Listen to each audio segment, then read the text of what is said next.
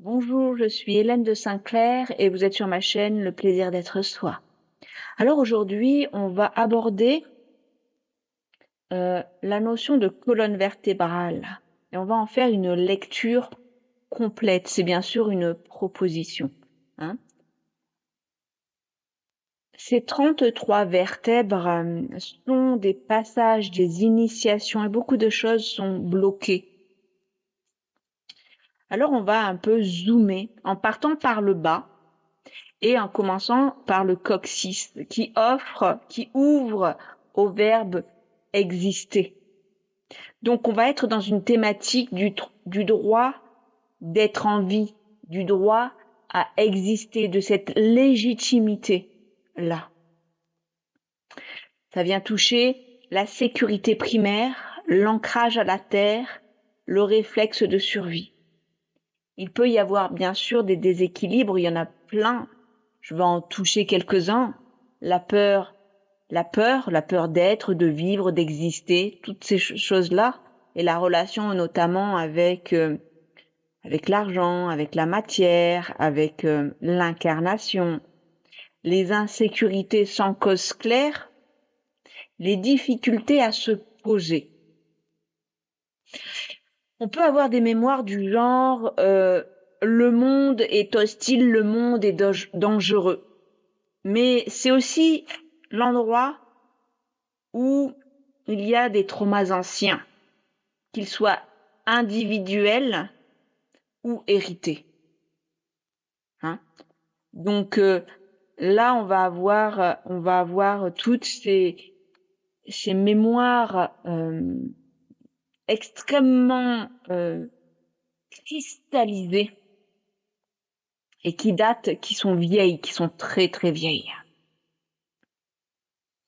C'est pour ça qu'on y va petit à petit avec beaucoup de douceur. Quand on remonte un petit peu plus haut, on rentre dans le sacrum et c'est une zone d'identité et d'identité incarnée. Hein. Là, on va être dans la thématique d'être incarné, d'être dans son corps. Hein. C'est vraiment, je vous ai fait une capsule comme ça où je vous invitais à venir habiter votre bassin. Et toute cette zone basse, on est complètement dans cette thématique-là. Hein. Donc, ça va bien sûr toucher tout ce qui touche au plaisir, au désir, à la créativité, à l'identité profonde. Mais aussi, ça va toucher tout ce qui est en lien avec le clan. On peut bien sûr avoir des déséquilibres comme honte du corps, blocage créatif ou sexuel, ou même financier, difficulté à être soi.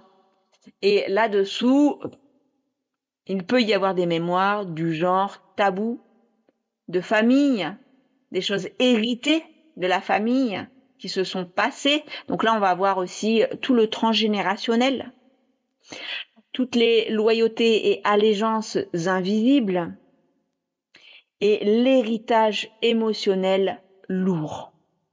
D'accord ? Il faut venir voir et travailler le sacrum. C'est pour ça que je vous invitais lors de la dernière capsule à venir habiter, respirer dans les voix basses, mais conscientiser, à venir danser, à venir bouger, même des petits mouvements tout doux. Vous pouvez bouger comme une horloge, faire comme une espèce de petite spirale, délicate, toute douce. Au niveau de la colonne vertébrale, là en bas, bougez dans un sens puis dans l'autre. Vous pouvez être couché dans votre lit et imaginez que votre dos c'est comme une horloge et vous bougez mais presque pas dans un sens puis dans l'autre au niveau de votre colonne, du bas de votre colonne vertébrale. Vous pouvez être assis sur le rebord d'une chaise et bouger de la même façon. C'est comme si vous aviez un crayon là à la pointe de votre coccyx et vous allez tourner dans un sens et dans l'autre. Vous pouvez aussi être debout. Et alors que vous faites ce genre d'exercice, vous pouvez aussi à l'expire faire des ah ou des oh ou ou, faire des sons, inviter les sons à l'expire, à sortir. sans forcer, soyez à l'écoute. Donc là, ça vient vraiment travailler des choses qui sont pas toujours confortables, hein. Quand on remonte encore un peu, on va aller dans les lombaires, hein, et là, on va toucher au soutien, à la valeur. On est dans des thématiques, se sentir soutenu dans la vie. Donc, on est dans la sécurité aussi matérielle, le rapport aussi à l'argent, à la responsabilité. Est-ce que je peux compter sur la vie? Est-ce que je vais être soutenu? Mais c'est aussi les soutiens dans la relation. Il en va de soi. Alors bien sûr, en déséquilibre, on peut avoir des pressions, des fatigues chroniques parce on porte trop, des peurs de manquer. Ça vient toucher des mémoires du genre survie familiale, hein, toutes les survies familiales qui ont été inscrites se trouvent au niveau des lombaires. Les charges transgénérationnelles, en fait, les charges transgénérationnelles, elles vont se décliner. Elles vont se trouver un petit peu éparpillées partout. Mais vraiment, le gros du gros, c'est en bas. On va être aussi dans devoir réussir, tenir. Je tiens bon.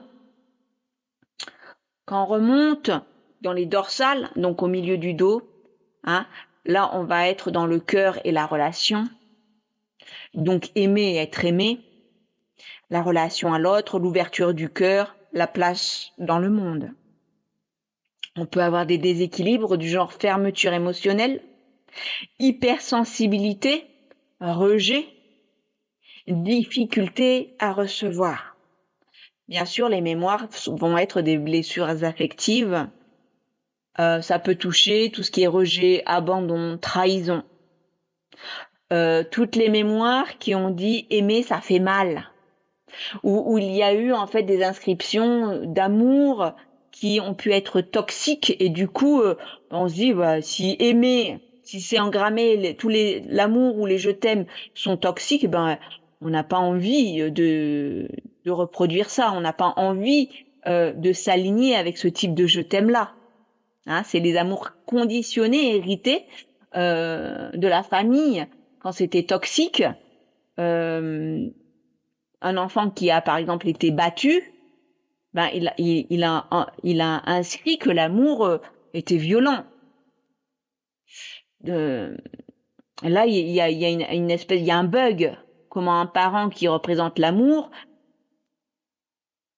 peut en même temps apporter un message de violence. Donc là, l'enfant, il va encoder amour égale violence. Donc il va avoir un rejet, il va avoir peur. L'amour, il y a un problème. Mais c'est inconscient. C'est inconscient. Il comprend pas ça.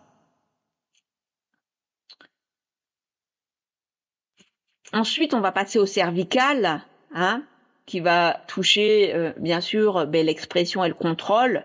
Donc, on va être dans dire, voir, comprendre.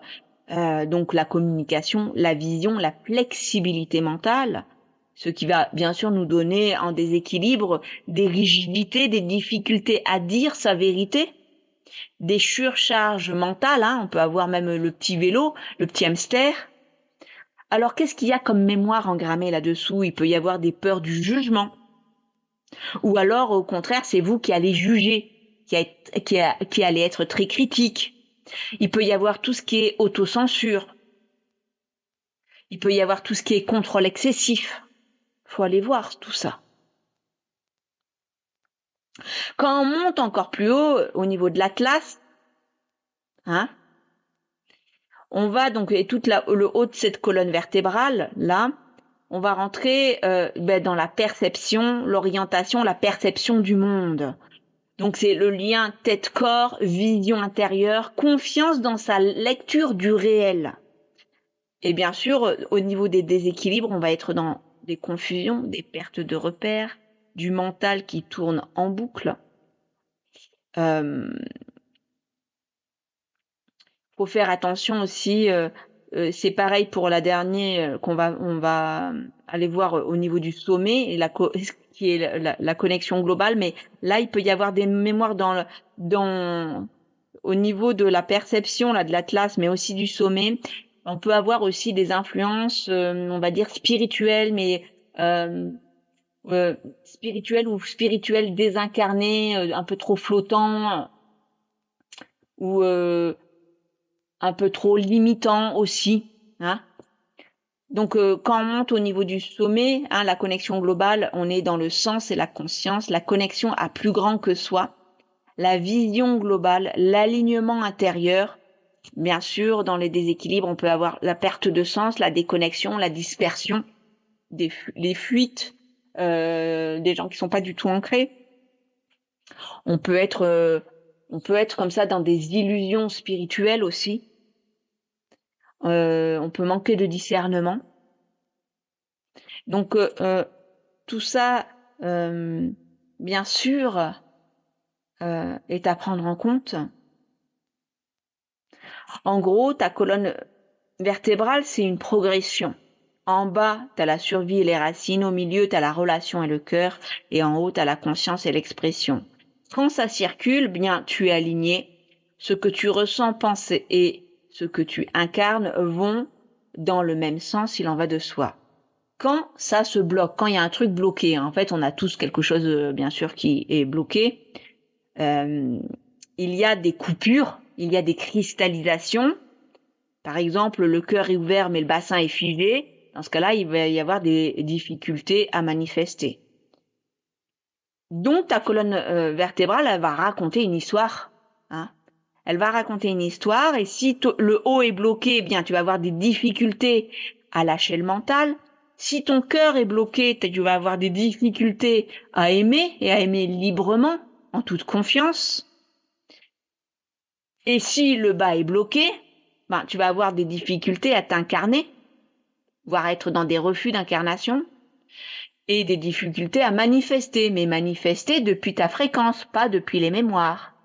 Donc ça, en gros, on est tous concernés, parce que des gens qui habitent vraiment en conscience le bassin, permettez-moi de vous dire que j'en ai rarement rencontré, pour ne pas dire jamais.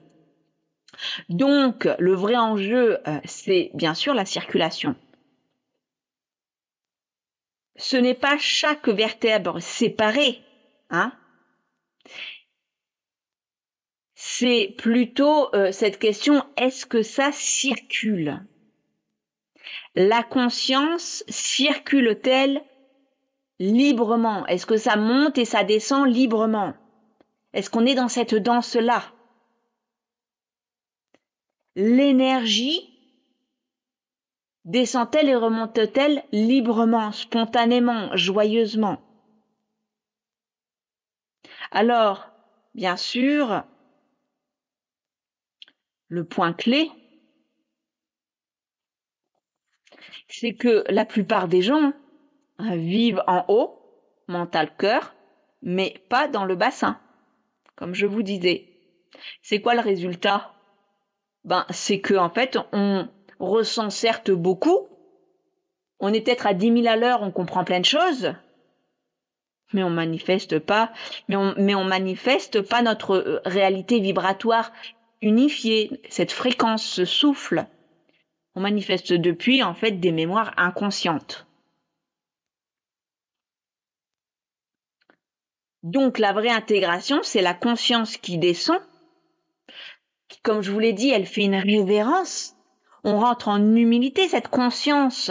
En fait, elle s'est dépouillée. C'est tout le travail de dépouillement dont je vous ai parlé, où en fait on va se libérer de la croyance de soi, se libérer des attachements, se libérer de toutes les croyances pour, dans cette transparence, passer la porte du cœur et le cœur vient unifier.